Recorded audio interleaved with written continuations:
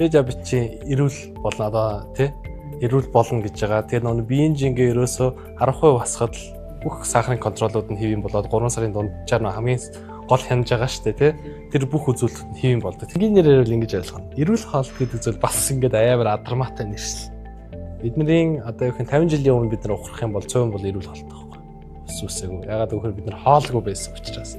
Эд нүүрсгүй байсан учраас тий хоол хэмжээл хангалттай авч чаддаг байсан учраас тэр бол эрүүл хоол байсан. Одоо бол бид нэр илүүдэд байгаа учраас нэг жоох ингэ нэг асуудалтай юм шиг харагдчихад байгаа зүйл. Чихрийг одоо сүүлийн үед хүмүүс нөгөө энэ үйлдвэрлэгч юу яаж штэ чихэр үгээ гэдэг аваа намтлаад үзэхдээ цул чихэр гэж идэг штэ. Энэ одоо тэгээд тэр чихэр орлуулагч гэж бас юу вэ нөө? Сахар орлуулагч гэдэг тий. Хамгийн аюултай гэдэг.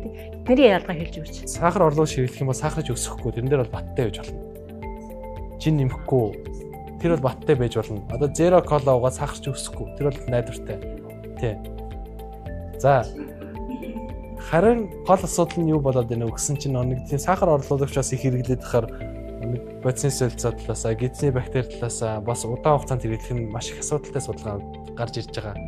Эрүүл мэндийн боловсрол олгох төслийг дэмжигч Аз фарм